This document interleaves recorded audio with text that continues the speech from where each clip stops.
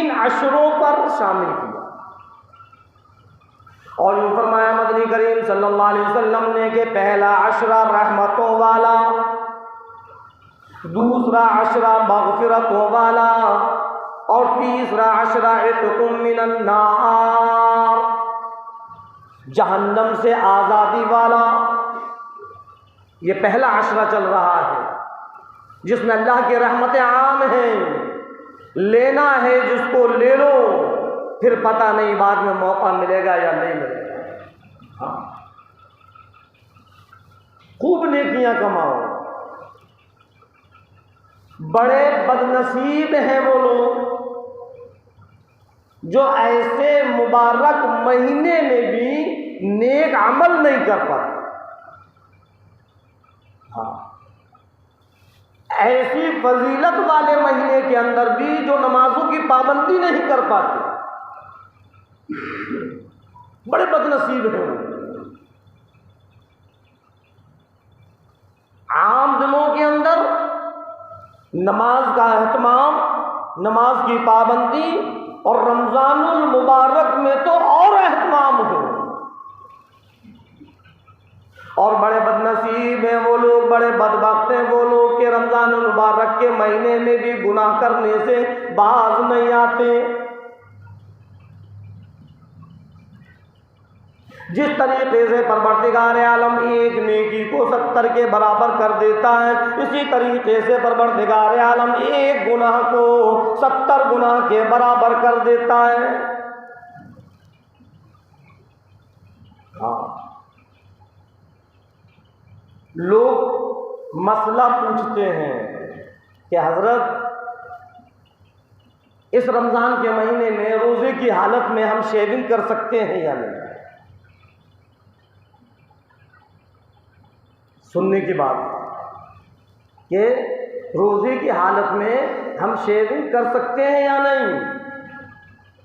तो अल्लाह ने दिमाग दिया कि शेविंग करना तो वैसे ही हराम है, दाढ़ी को काटना तो वैसे ही हराम है। अब अगर रमजान के महीने में हम इस काम को करेंगे तो और ज्यादा गुनाह होगा।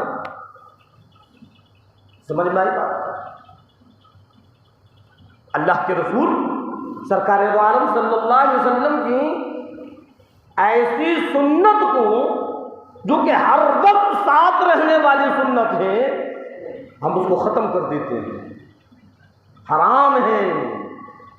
और हराम काम अगर रमज़ान के महीने में करें तो उसका 70 गुना और ज़्यादा गुनाह है। हाँ, रोज़े में फ़र्क नहीं आएगा, रोज़ा नहीं टूटेगा, लेकिन हराम काम करने का गुनाह तो मिलेगा। चंद चीज़ें ऐसी हैं जिससे रोज़ा नहीं टूटता। ये छोटे छोटे मसाइल हैं, मालूम करना चाहिए, मालूम होना चाहिए।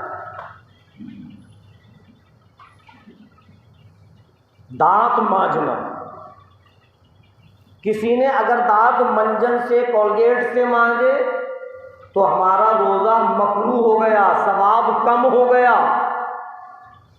और इन्हीं दांतों को अगर हमने मिसवाक से मांजा तो उसमें हमको सुन्नत का और सवाब मिल गया, रोज़ा वहीं के वहीं बढ़ता रहा।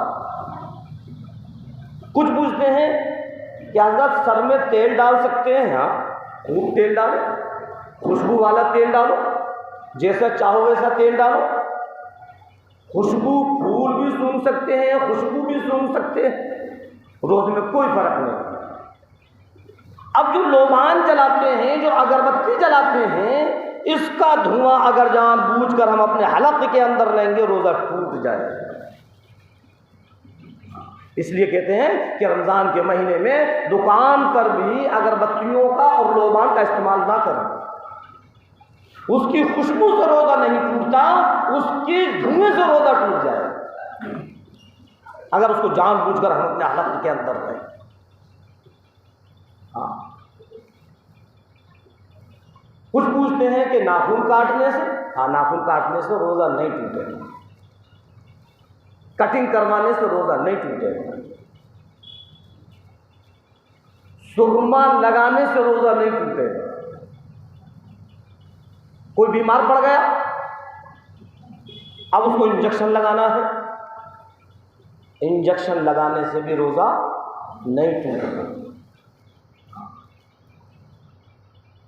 अगर नाक में या कान में या आंख में हम ड्रॉप डालेंगे तो रोजा टूट जाएगा, क्योंकि इनका ताल्लुक जो है सीधा हलक से होता है, सुरमा लगाने से नहीं टूटता। तो बहुत सी ऐसी चीज़ें हैं जो रोज़ों को तोड़ देती हैं। हमने रोज़ा रखा और हमको एकदम जहन से हमारे निकल गया कि रोज़ा है या नहीं, हमने खूब पेट भरकर खाना खा लिया या खूब पेट भरकर पानी पी लिया, रोज़े में कोई फर्क नहीं है। जैसे याद आया फौरन छोड़ो। जानबूझकर अगर खाएंगे तो रोज़ा टूट जाएगा। धोखे से अगर पी लिया, धोखे से अगर खा लिया तो अल्लाह बड़ा गफूर रहीम है, अल्लाह माफ़ करने वाला है। ये मोटे मोटे मसाइल हैं, इन मसाइलों को मालूम करना चाहिए, हमें इसकी जानकारी होनी चाहिए। हाँ, जब अल्लाह ने हमको तौफीक दी है रोज़ा रखने की, तो अब इस रोज़े को शाम तक, अफ्तार तक इसको बचाना भी ज़रूरी है। ए अल्लाह के बंदे, कोई ऐसा काम ना कर जिससे तेरे रोज़े के अंदर बिगाड़ पैदा हो जाए, तेरे रोज़े का सवाब कम हो जाए, तेरा रोज़ा मकरूह हो जाए, तेरे रोज़े के अंदर बिगाड़ पैदा हो जाए। ऐसा कोई काम ना कर। क्या है वो काम? रोज़ा रखे हुए हमने गालियां बकना शुरू कर दी, रोज़े से हैं और गालियां बक रहे हैं, झूठ बोल रहे हैं, एक दूसरे की बुराइयां करने से बात नहीं आ रहे, लोगों की गीबतें चुगलखोरियां कर रहे हैं। इन चीजों से बचना है रोजे की हालत में। ये चीजें तो वैसे ही गलत हैं, गुनाह की चीजें हैं। किसी की बुराई करना, गीबत करना, चुगलखोरी करना, गाली गलौज देना, झूठ बोलना, और यही सारी चीजें अगर हम रोजे की हालत में करेंगे तो और गुनाह मिलेगा। जब हमने रोजा रखा है तो हमारी जबान का भी रोजा हो, हमारे हाथ पांव का भी रोजा हो। हाँ, जबान से किसी को बुरा ना कहें, जबान से किसी को गाली ना दें, जबान से किसी की गीबत ना करें, किसी की बुराई ना करें।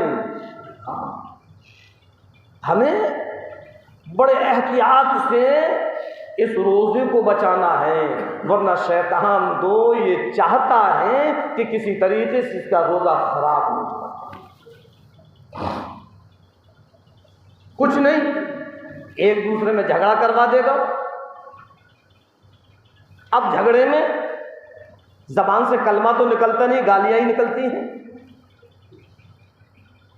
खामखाही के लिए रोजे का सवाब कम कर दिया हमने। ऐसा काम मत करो। लड़ाई झगड़ा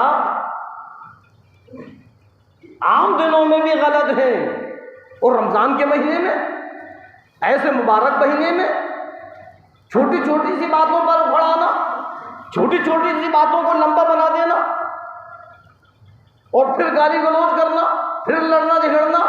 अल्लाह के रसूल सरकार दो आलम सल्लल्लाहु अलैहि वसल्लम की उम्मत की शान शान ये नहीं है कि वो लोगों से झगड़ा करता करे। आप सल्लल्लाहु अलैहि वसल्लम ने तो उम्मत को ये पैगाम दिया है कि आपस में मेल और मोहब्बत से रहो, इत्तेहाद और इत्तेफाक से रहो, किसी से कपट और दुश्मनी मत करो। तो फिर रोजे की हालत में नहीं, अल्लाह से तौबाएं करें, खूब अल्लाह से रोए गिड़गिड़ाएं कि अल्लाह ये क्या हो गया हमसे, तेरे इस मुबारक महीने की हम कदर नहीं कर पाए,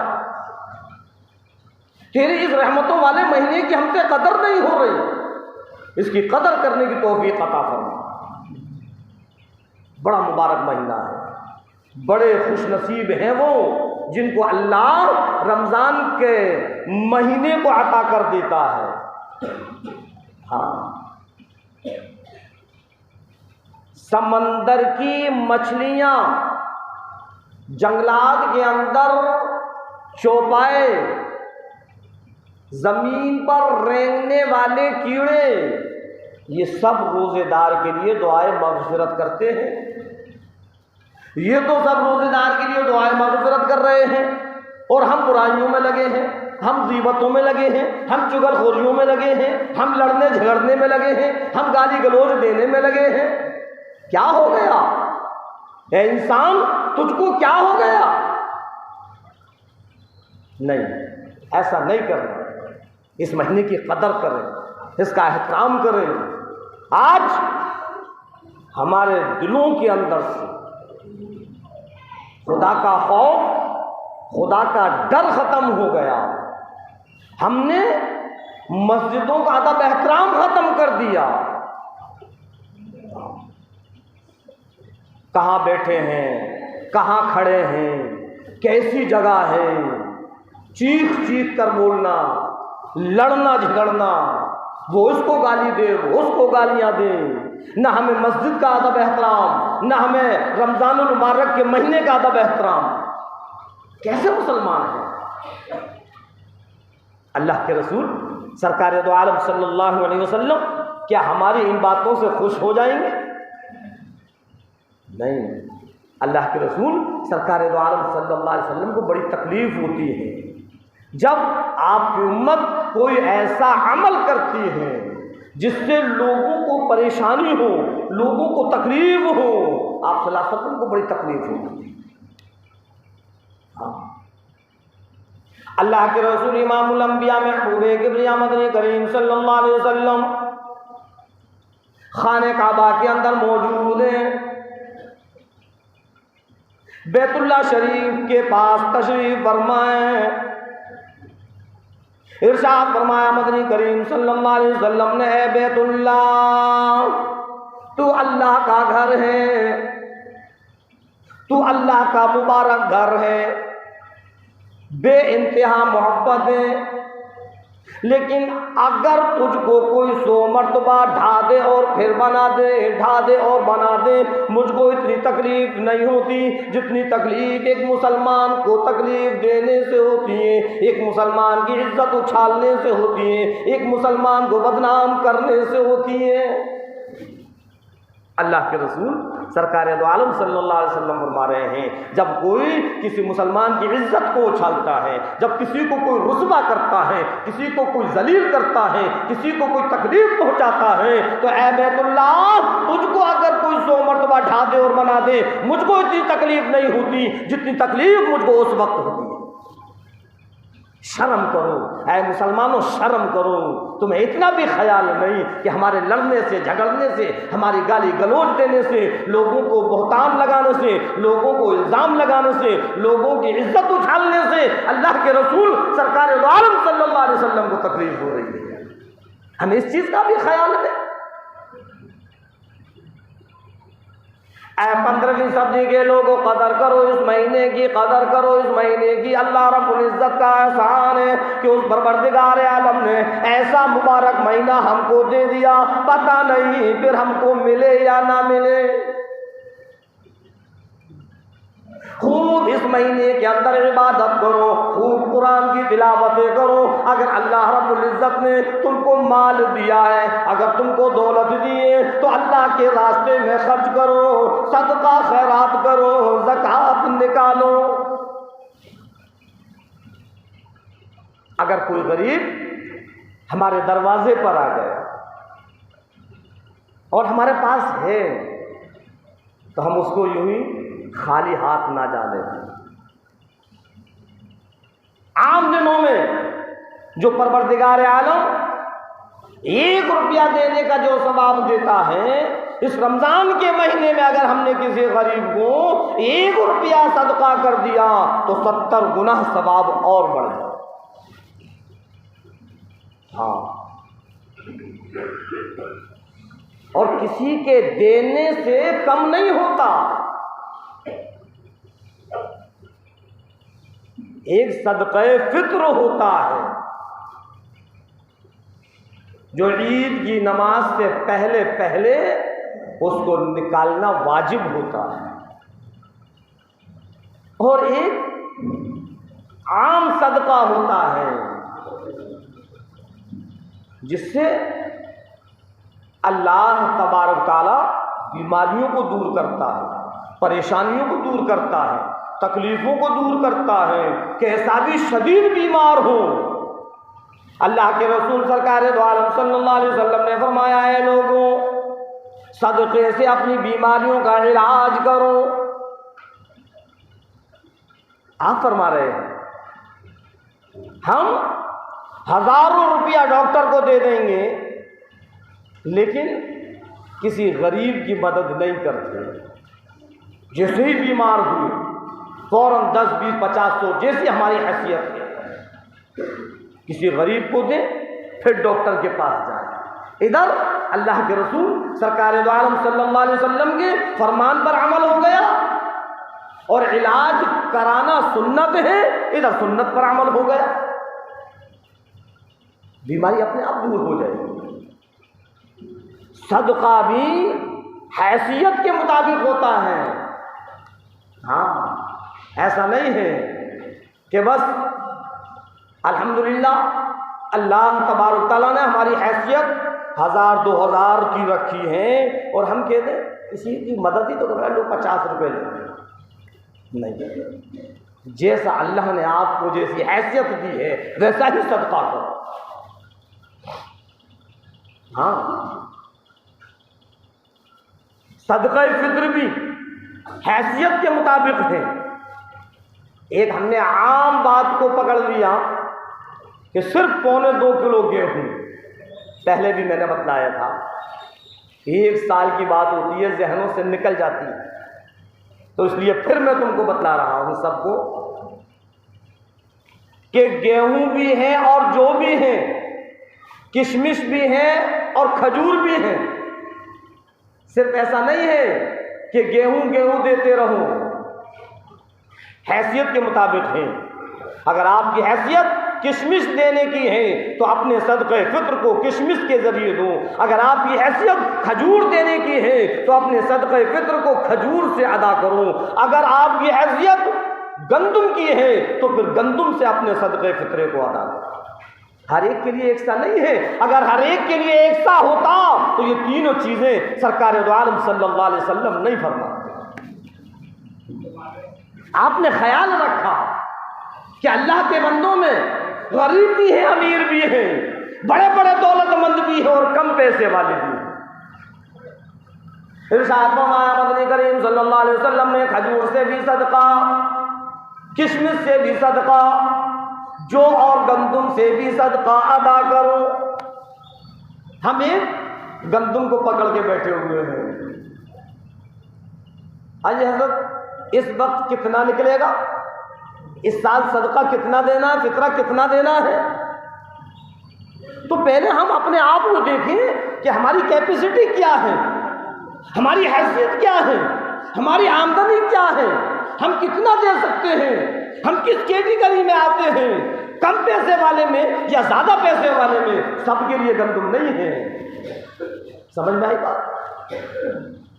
जो महीने के 50,000 कमा रहा है वो भी गंदुम से अदा करेगा सदका, और जो महीने में 10,000 कमा रहा है तो वो भी गंदुम से अदा करेगा। चलो ये महीने के 10, 15, 20 हज़ार वाला ये तो गंदुम से अदा कर देगा, लेकिन 50,000, 80,000 जो कमा रहा है उसकी हैसियत गंदुम वाली नहीं है। वो तो अपने सदक़े को खजूर से या किशमिश से अदा कर। ये अल्लाह ने क्यों रखी? अल्लाह के रसूल सरकार दो आलम सल्लल्लाहु अलैहि वसल्लम ने इन चीज़ों को क्यों रखा? बहुत से ऐसे गरीब बंदे हैं जिनके पास नहीं है। अब अगर गेहूं से निकाल रहे हैं तो 2.25 किलो गेहूं या उसकी कीमत है, 2.25 किलो गेहूं या उसकी कीमत है। अब अगर हम इसी सदक़े को खजूर से और किशमिश से निकालते हैं तो 3.5 किलो का वजन है। 3.5 किलो खजूर या 3.5 किलो किशमिश, कोई ज़्यादा नहीं है। साल में एक बार ही तो निकल रहा है। किसी गरीब का भला होगा, किसी गरीब का पेट भरा जाएगा, किसी गरीब के पास पहुंचेगा, उसके दिल से दुआएं निकलेंगी। अगर हम किसी को किशमिश देंगे, किसी को खजूरें देंगे, समझ में आएगा? हाँ, एक आदमी की तरफ से किशमिश और खजूर हो या छुआरा हो, दोनों चीजें हैं। 3.5 किलो एक फर्द।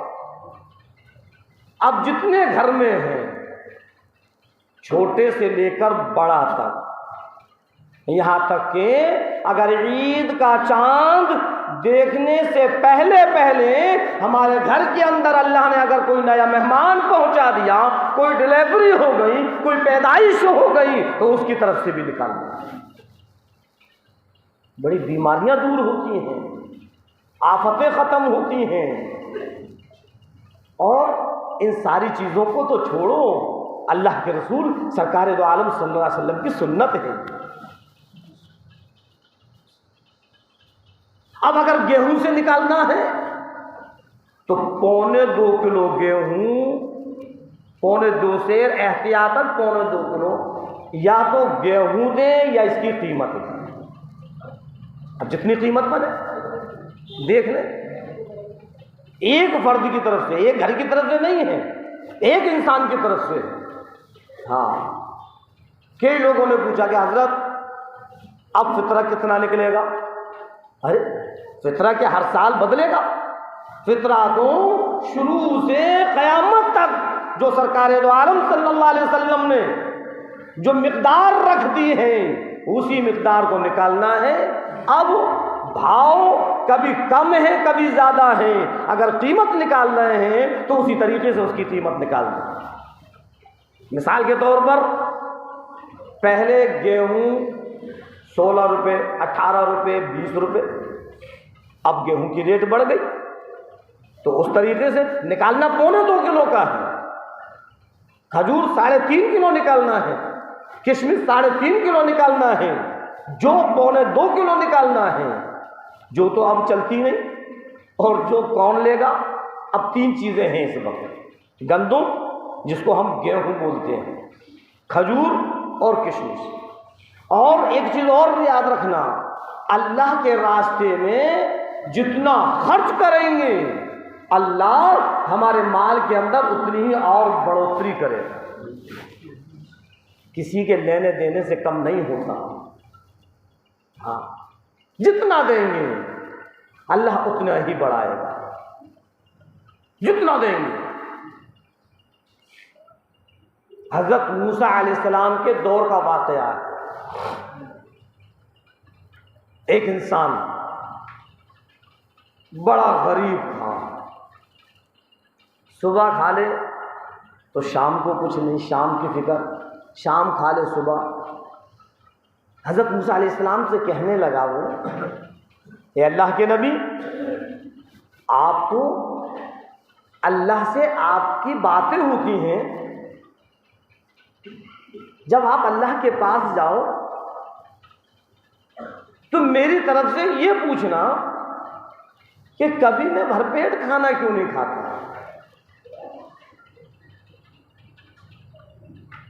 कभी सुबह खा लिया, कभी शाम खा लिया, दिल खोल कर मैं क्यों नहीं खा पाता। हज़रत मूसा अलैहिस्सलाम पहुंचे कि अल्लाह, एक तेरा ऐसा बंदा है जो ये पूछता है कि मूसा जाओ उससे कह देना कि इसकी उम्र ज़्यादा है, रिज्क कम है, तो हम उसके रिज्क को उम्र के हिसाब से बनाते हुए चल रहे हैं। वो भी बड़ा समझदार था।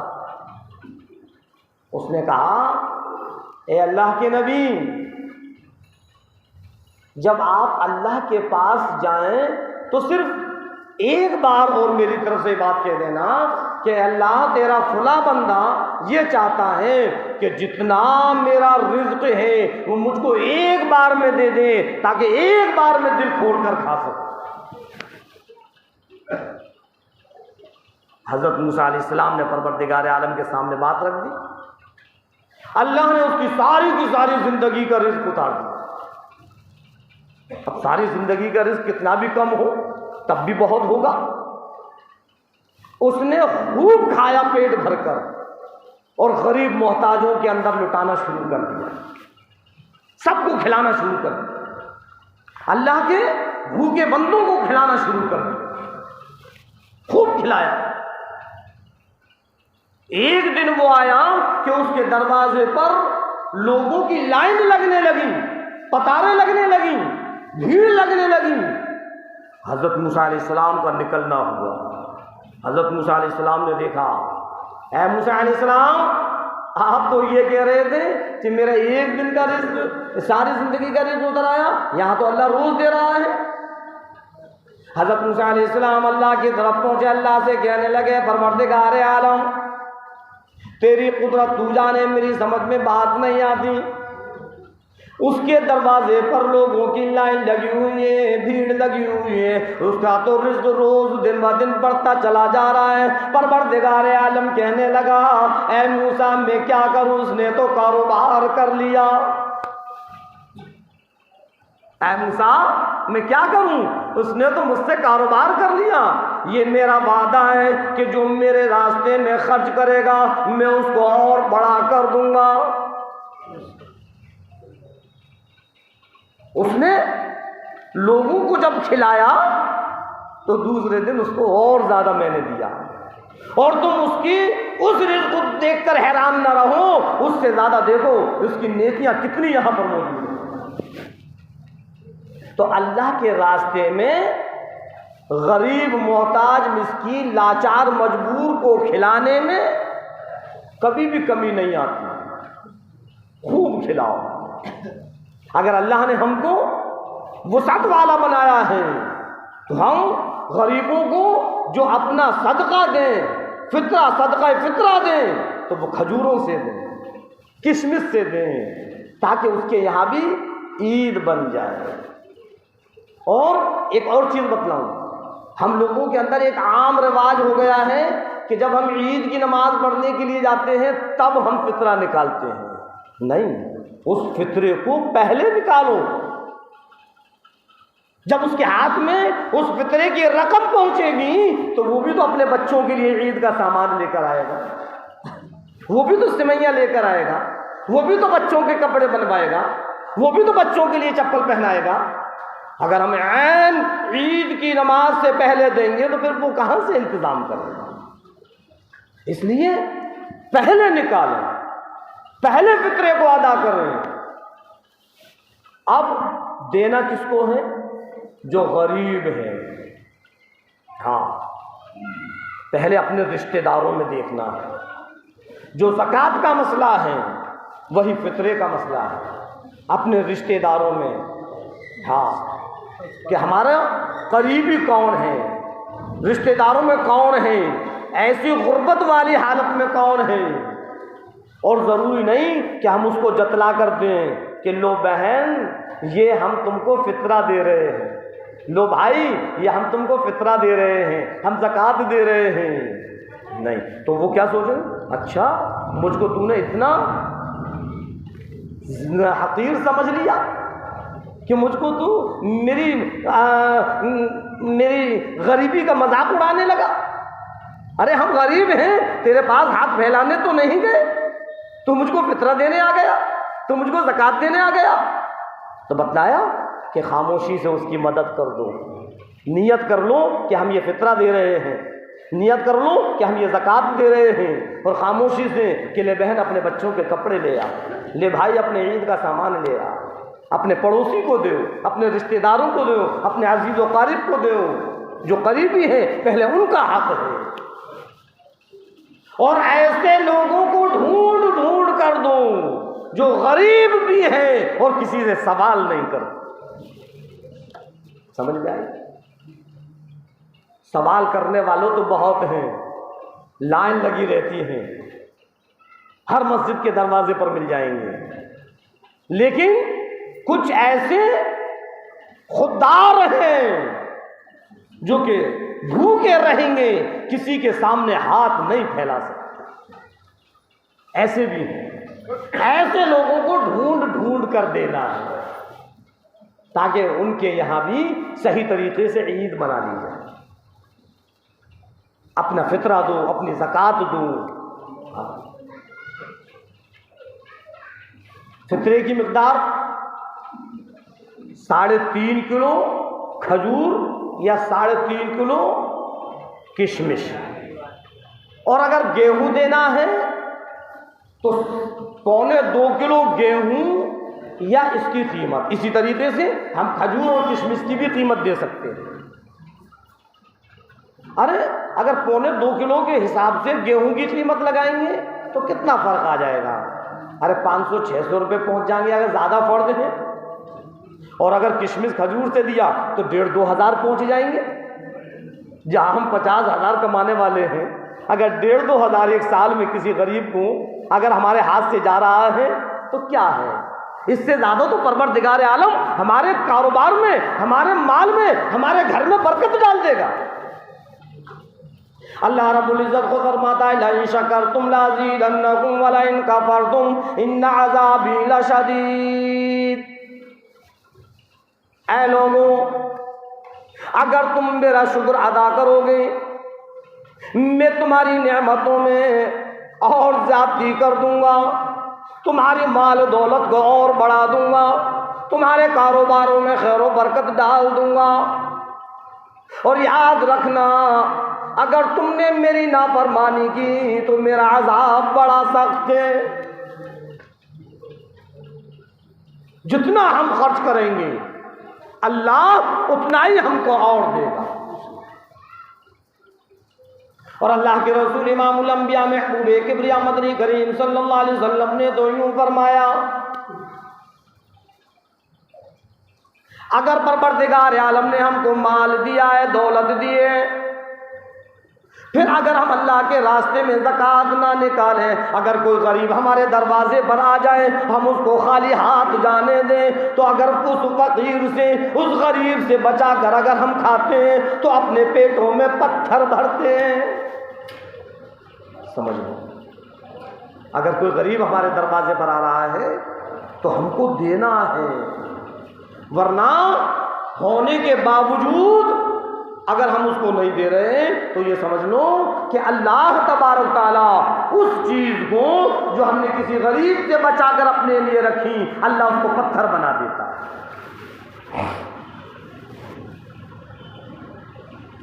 अल्लाह के रसूल सरकारे दो आलम सल्लल्लाहु अलैहि वसल्लम की ज़ौजे मोहतरमा उम्महातुल मोमिनीन है, तमाम की तमाम ईमान वालों की माँ है, हज़रत उम्मे सलमा रज़ी अल्लाह ताला अन्हा।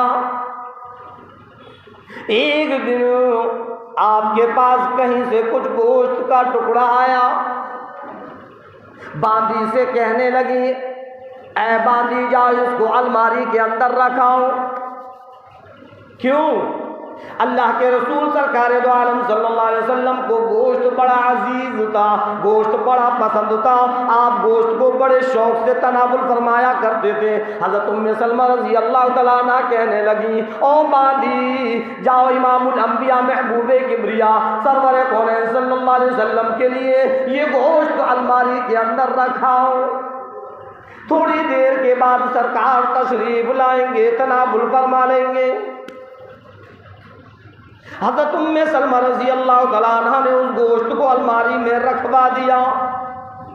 कुछ देर ही गुजरी थी कि सरकार तशरीफ ले आए और आप फरमाने लगे, ए उम्मे सलमा कुछ खाने के लिए है? कहने लगी, हाँ अल्लाह के नबी। आप सल्लल्लाहु अलैहि वसल्लम ने फरमाया कि उम्मे सलमा कुछ खाने के लिए है? तो अर्ज करने लगी, हाँ अल्लाह के नबी। और बांदी से कहा है, बांदी जाओ वो गोश्त लेकर आओ। बांदी जाकर देखती है वहां गोश्त का नामो निशान नहीं। उम्महातुल मोमिनीन गोश्त तो है ही नहीं। हज़रत उम्मे सलमा रज़ी अल्लाह तआला अन्हा फरमाने लगी, अभी अभी हमने तुमसे जो गोश्त रखवाया था उस गोश्त को उठा कर लाओ। ए उम्महातुल मोमिनीन, जहाँ मैंने गोश्त रखा था वहाँ गोश्त नाम की कोई चीज़ नहीं, वहाँ तो एक सफ़ेद पत्थर का टुकड़ा रखा हुआ है। अल्लाह के रसूल सरकार दो आलम सल्लल्लाहु अलैहि वसल्लम समझ गए और कहने लगे, उम्मे सलमा कोई साइल आया था? कौन है? उम्महातुल मोमिनीन है। आप उम्महातुल मोमिनीन हजरत उम्मे सलमा रज़ी अल्लाह तआला से कह रहे हैं, ए उम्मे सलमा क्या कोई साइल आया था? हाँ अल्लाह के नबी, साइल तो आया था, कि फिर आपने दिया नहीं? ए अल्लाह के नबी, गोश्त आपको ज़्यादा लजीज लगता है इसलिए मैंने रोक दिया था। ए उम्मे सलमा, अल्लाह ने इस गोश्त को पत्थर का टुकड़ा बना दिया। जो साइल से बचा कर खाता है अल्लाह उसको पत्थर बना देता है। कितनी सख्त वईद है। हमारे दरवाजे पर अगर कोई मांगने के लिए आए और अगर हमारे पास है और हम ना दें तो अल्लाह उसको पत्थर बना देता है। जब उम्महातुल मोमिनीन, जो तमाम ईमान वालों की माँ है, उनका रखा हुआ गोश्त पत्थर बना दिया, हम और आप क्या? हाँ, और फिर मैं बतलाऊं, किसी गरीब को खिलाने से कम नहीं होता। अल्लाह के रसूल इमामुल अंबिया महबूबे किबरिया मदनी करीम सल्लल्लाहु अलैहि वसल्लम ने यूं भी फरमाया, आओ बद्र की सदी के लोगों, मेरे नबी तेरे नबी, सारी की सारी कायनात के नबी सरकारे दो आलम सल्लल्लाहु अलैहि वसल्लम का फरमान है, कल क़यामत का दिन होगा, मैदान हश्र होगा, हिसाब व किताब हो जाएगा, जहन्नमी एक तरफ और जन्नती एक तरफ। हाँ, फरमाया परवरदिगार आलम ने, वमताज़ुल यौमा अय्युहल मुजरिमून, अल्लाह की तरफ से ऐलान हो जाएगा, ए गुनहगारों अलग हो जाओ, आज तुम्हारा इनका कोई ताल्लुक नहीं, तुम जहन्नम में जाने वाले, ये जन्नत में जाने वाले। जब जन्नतियों को अलग कर दिया जाएगा, जहन्नमियों को अलग कर दिया जाएगा, दोनों के दोनों लाइनें लगी होंगी, जन्नती लाइन से खड़े हुए होंगे, जहन्नमियों को निकाला जाएगा। फरमाया मदनी करीम सल्लल्लाहु अलैहि वसल्लम ने, एक शख्स आगे बढ़ेगा और आगे बढ़कर कहने लगेगा, ऐ परवरदिगार आलम, ये तेरा वो बंदा है जिसने मुझको खाना खिलाया, मैं भूख से बड़ा बेताब था, मैं बड़ा बेचैन था, बड़ी परेशानी थी, बड़ी तकलीफ थी, मैं तिल मिला रहा था, भूख की वजह से मेरे होश आवाज फाख्ता हो चुके थे, यही तेरा बंदा है जिसने मेरे लिए खाने का इंतजाम किया। ऐ परवरदिगार आलम, इसको कहाँ ले जाया जा रहा है? अल्लाह फरमाएगा, ये तो जहन्नम की तरफ जा रहा है। ए अल्लाह, ये जहन्नम में जाए, मैं जन्नत में जाऊं, ये कैसे हो सकता है? मैं भी इसके साथ जहन्नम में जाऊंगा। अल्लाह फरमाएगा कि अच्छा चल ठीक है, तू इसको अपने साथ जन्नत में ले जा। समझो, आज दुनिया के अंदर अगर हम किसी का पेट भरेंगे तो कल अल्लाह तबारक ताला जन्नत देगा। जब ये जहन्नम का फैसला हो गया और वो इंसान उसको पहचानेगा कि इसने मेरे भूख की शिद्दत में इसने मुझको खाना खिलाया था, हे अल्लाह ये तेरा वो बंदा है, अल्लाह फरमाएगा ले जा इसको जन्नत के अंदर ले जा। फरमाया मदनी करीम सल्लल्लाहु अलैहि वसल्लम ने, फिर एक इंसान और आगे बढ़ेगा और कहने लगे, इलाही ये बंदा वो है जिसने मुझको कपड़ा दिया, अल्लाह फरमाएगा इसको भी जन्नत के अंदर ले जा। किसी गरीब को, किसी भूखे को खाना खिलाना इतना बड़ा सवाल। हाँ, अभी हमने समझा ही नहीं, हम तो बस ये समझते हैं कि इतना रुपया अगर हम इसमें से निकाल देंगे तो इतनी कमी आ जाएगी। अल्लाह यूँ फरमाता है कि देने वाला तो मैं हूँ, मैं जितना चाहूँ दूँ। अगर मैं चाहूँ तो मिनट से पहले तुझको भीख का प्याला तेरे हाथ में पकड़ा दूँ, अगर मैं चाहूँ तो तुझको शहंशाही तख्त पर बिठा दूँ। किसी के लेने देने से कम नहीं होगा। ये अल्लाह ने गरीबों का हक रखा है, अगर हमने उन गरीबों का हक नहीं दिया तो कल क़यामत के दिन इसकी भी पकड़ हो जाए। हाँ, ये फितरा, ये ज़कात, ये सदका, ये खैरात, ये गरीबों का हक है, इसका हम ख्याल रखें। आम दिनों के अंदर खूब लेन देन करें, मस्जिद में, मदरसों में, गरीबों में, लेकिन जब रमज़ान का महीना आए तो अपने हाथों को और वुसअत करो। जितना हम अपने इन हाथों से अल्लाह के गरीब बंदों के अंदर लुटाएंगे, अल्लाह उतना ही ज़्यादा और हमको देंगे। लेकिन याद रखना, रियाकारी ना हो, दिखलावा ना हो। लोगों को दिखलावे के लिए हम सदका खैरात ना करें, फिर हमारा 1 रुपया भी काबिल कबूल नहीं होगा।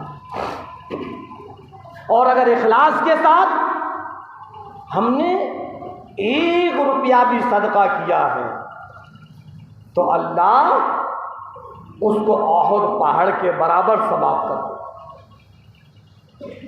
अल्लाह नियतों को देखता है, हमारी नियतों के अंदर इखलास हो, दिखलावा ना हो। पिछले जुम्मे को मैंने बताया कि जब हम अफ्तार कराएं उसमें भी हम अपनी नियतों को सही रखें।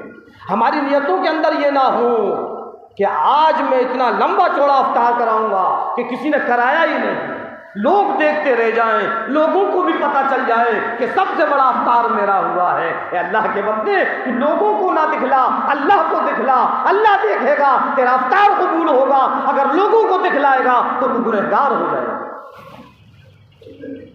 हाँ, लोगों का दिखलावा ना हो, सिर्फ इखलास के साथ अगर हमने एक शख्स को भी अफ्तार करा दिया तो हमारे निजात के लिए काफ़ी है।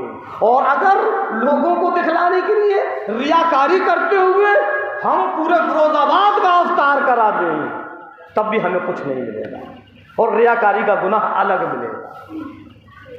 समझ में आई बात? हाँ, अल्लाह ने हमको दिया है, ये रमज़ान का महीना है, इस महीने के अंदर खूब दें। कुछ लोगों के जहनों के अंदर क्या बात आती है, लो अब रमज़ान शुरू हो गए, अब फ़कीरों की लाइन लगेगी, अब मदरसे वाले भी आ रहे हैं, फ़कीर भी आ रहे हैं, हम किस किस को दें? अरे जिसको देना है उसको दो, लेकिन अपनी ज़बान से ऐसे अल्फाज मत निकालो जिससे अल्लाह नाराज़ हो जाए, अल्लाह के नबी नाराज़ हो। वो माल जो परवरदिगार आलम ने तुझको दिया, उस माल में से अगर तू अल्लाह के नेक बंदों पर, अल्लाह के गरीब बंदों पर खर्च करेगा तो तुझ पर आफत आ जाएगी, अल्लाह उससे ज़्यादा तुझको दे देगा, अल्लाह तेरे कारोबार में खैर बरकत डाल देगा। और यूँ फरमाया परवरदिगार आलम ने, या अय्युहल्लज़ीना आमनू ला तुब्तिलू सदक़ातिकुम बिल-मन्नि वल-अज़ा, ए ईमान वालों, ए मुसलमानों, अपने सदक़े को ख़राब मत करो एहसान जतला कर। अगर तुमने कोई सदका दिया, कोई फितरा दिया, कोई ज़कात दी, किसी की इमदाद की, किसी की अगर हमने कोई मदद की, अब हम उसका एहसान ना जतलाएं, हम उसके ऊपर अपना रुआब ना बनाएं, हम उसके ऊपर अपना बड़कपन ना दिखलाएं कि देख मैंने तू इतना परेशान हाल मेरे पास आया था, मैंने उस परेशानी में तेरी मदद की, जानता नहीं मुझको। ये जतलाना हो गया, सब हमारा किया धरा ख़त्म हो गया। अल्लाह ने फरमाया अपने सदक़े को बर्बाद मत करो, अपनी ज़कात को बर्बाद मत करो एहसान जतला कर कि अच्छा मैंने तुझसे इस काम के लिए कहा और तू आज मना कर रहा है, पता नहीं मैंने तुझको तेरी कितनी बड़ी मदद की थी। बस जो हमने दिया था वो सब खत्म, सब खत्म। ला तुब्तिलू सदक़ातिकुम बिल-मन्नि वल-अज़ा, अल्लाह ने साफ फरमा दिया कि एहसान जतलाकर अपने सदकों को बर्बाद मत करो। और यूँ फरमाया मदनी करीम सल्लल्लाहु अलैहि वसल्लम ने, अगर किसी गरीब की मदद करना है इस तरीके से करो, एक हाथ से दो तो दूसरे हाथ को पता भी ना चले। हाँ, ऐसा नहीं है कि अगर 4 पैसे हम किसी गरीब की झोली में डालकर आ गए, हमने अपने यार दोस्तों को बतलाना शुरू कर दिया, हमने अपनी दुकान पर बतलाना शुरू कर दिया, अरे वो बड़ा परेशान हाल था, मुझ पे देखा नहीं गया, मैंने उसकी मदद कर दी। क्यों? इसको बतलाने से क्या फ़ायदा हुआ? जब तूने मदद की, अल्लाह ने देख लिया, अल्लाह ने कबूल कर लिया, तूने इसको बतलाकर अपना सब ख़त्म कर दिया। कोई इंसान ऐसा होता है कि उसको अगर वो पर्दे में है, उसको पर्दे में रहने, हालात उसके खस्ता हैं, वो सवाल करना नहीं चाहता, और वो ये भी नहीं चाहता कि लोगों को ये पता चले कि मैं लोगों की मदद के ज़रिए ज़िंदगी गुजारूंगा। तो उसको वहीं के वहीं रहने दो, खामोशी से उसको देकर आ जाओ, और किसी को कानो कान खबर ना होने दो, ताकि लोगों की नज़रों में उसकी इज्जत इसी तरीके से बनी रहे। किसी को जलील और रुस्वा मत करो। हाँ, हम जो देंगे अल्लाह तबारक व तआला देख रहा है, अल्लाह हमको उसका सवाब दे। एक साहब रात और दिन सदका खैरात किया करते थे, जो आता था खूब दिया करते थे, और लोगों को फिर बतला भी दिया करते थे कि आज फलां साहब आए थे, अरे वो बड़ा परेशान हाल था, अरे आज मैंने उसकी ऐसी ऐसी मदद कर दी, आज मैंने उसको इतना दे दिया, आज मैंने इतना दे दिया। उनका इंतकाल हो गया। अब ख्वाब के अंदर उनका कोई मिलने वाला या उनका कोई घर वाला उसको ख्वाब नज़र आया, और वही साहब दिखे। तो उन्होंने कहा कि जनाब, आपको तो सीधी जन्नत मिल गई होगी, क्योंकि आप तो बड़ा सदका खैरात किया करते थे। तो वो साहब कहने लगे, बाल बाल बच गया मैं। क्यों? कि चंद इस्तंजों के ढेरों से अल्लाह ने मेरी मग़फ़िरत की, मेरी निजात दी, जहन्नम से मुझको निजात दी। और तुमने जो इतना सदका खैरात किया कि जो मैं करता था वो लोगों को बतला दिया करता था। एक दिन मस्जिद में मैंने मिट्टी के कुछ ढेले रखे, अब मैंने वो मिट्टी के ढेले किसी को नहीं बतलाए कि लोग क्या कहेंगे कि लो ये मिट्टी के ढेले भी बतला रहा है। वो मैंने मिट्टी के ढेले मस्जिद के अंदर खामोशी से रख दिए इस तंजे के लिए, बस अल्लाह ने उसको कबूल किया और सब खत्म हो गया। उससे अल्लाह ने निजात दी, उससे मग़फ़िरत की। तो पता ये चला कि जो हम अल्लाह के रास्ते में खर्च करें, किसी गरीब, मोहताज, मिस्कीन, लाचार, मजबूर की मदद करें, कभी किसी को जतलाएं नहीं, कभी किसी को बतलाएं नहीं, खामोशी के साथ मुट्ठी बांध कर उसको खामोशी से दे। हाँ, अल्लाह उसको कबूल करता है। दिखलावा अल्लाह कबूल नहीं करता। दिखलावे की वजह से तो अल्लाह ने सीधा सीधा ठिकाना जहन्नम बनाया है कि अगर दुनिया के अंदर तुम दिखलावा करोगे तो तुम्हारा ठिकाना जहन्नम है। रमज़ान का महीना है, बड़ा मुबारक महीना है, खूब लोगों की मदद करें, अपने सदक़े फ़ित्रे को अदा करें, ज़कात को अदा करें। इंशाअल्लाह अगले जुम्मे को बताया जाएगा कि ज़कात का निसाब क्या है, कितनी ज़कात किस पर बनती है और किसको ज़कात देना है। अल्लाह रब्बुल इज़्ज़त हम और आपको कहने और सुनने ज़्यादा अमल करने की तौफ़ीक़ अता फ़रमाए। वमा अलैना।